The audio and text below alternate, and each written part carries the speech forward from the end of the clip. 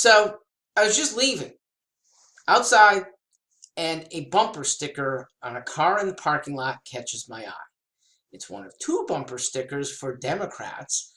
Elizabeth Warren had top billing, and then the Tulsi 2020 sticker says, "People before profits."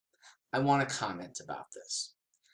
People before profits sounds nice, but what it means, at least the progressive take, is something that is impossible or incredibly vile if made possible, because it would only be made possible by a totalitarian government.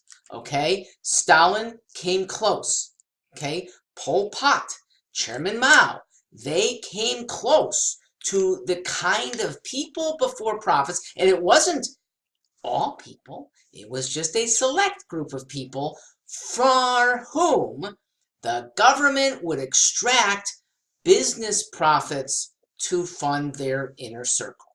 Progressives here are looking to do the same. Probably not with armaments. No, they would like a quiet multitude that lets the government do its thing. Well, profits, I'm going to argue, are what make people better. They're what make organizations better to help people in need who don't make as much profit. Without profit, there is no wealth to spread around. Look, when a plant closes, can't make enough money, who's hurt? Primarily the employees. A plant that makes profit keeps those employees paid. When a single owner of a business, he's been with it a long time, he has maybe 10 employees that rely on him, and he decides, I'm going to retire and I'm shutting down the business. Who's hurt? Employees far more than anyone else. The only private organizations that can put people before profits are nonprofit charities. And where do they get funded? Think. Where do nonprofit charities get funded? From wealthy people who got their wealth through, yes, profit. Maybe they're wealthy because they are longtime employees whose employers have done well enough to pay them well, okay? But one way or another, an organization is getting money from profits of well-to-do people. If there's ever an inordinate profit, if that's what Tulsi and Bernie and Elizabeth Warren are really railing against, we do have a solution to a group, small group, making an inordinate profit.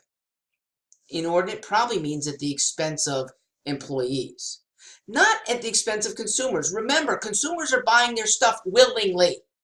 They are paying at or below the price they're willing to shell out for that service. So only employees might be on the short end. So start your own, okay?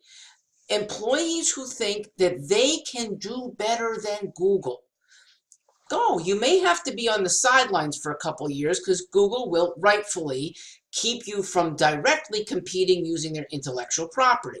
So you do something a little different. It might take 2 years before you can start up, and go for it. Why haven't they? Because Google is probably providing a lot of employees with a lot of good work through its high profit. How do you get to live well? You need some level of profit. Your exploration of the globe, even on a short budget, can only come with profit somewhere. I'm a snowboarder, and I'm a very frugal one, okay? Don't spend a lot of money. And I thank God and capitalism that some millionaires created Vail. Okay, Vail and its many resorts now give me as a snowboarder access to the best wilderness and best man-made skiing on the globe. Cheaply too, okay? Prices of Vail and other resorts that now have to follow because they just can't compete.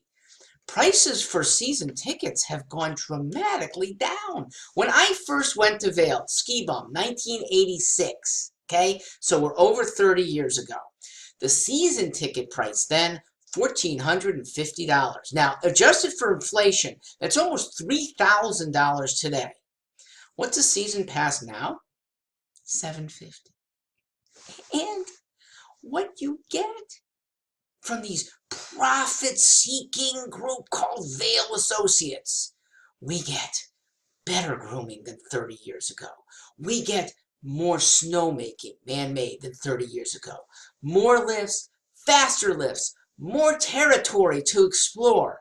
I mean, Vail itself is twice the size as it was in 1986, and it has 13 other resorts, all for a $750 price.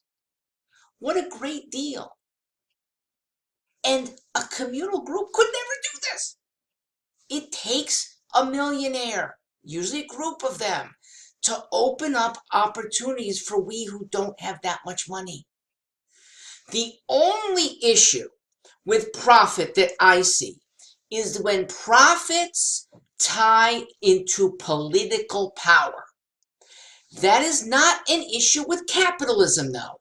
That's an issue with our civics. And we have a break on that too. That is, we, the people, get smart and vote out legislators who are on the take, or maybe just bamboozled and are not voting in proper ways. That's for us to rein in. Don't rein in capitalism. Capitalism is what lets socialism exist. If you want to spread money around the way you want to certain people of your choice, let capitalism build up that money and you decide.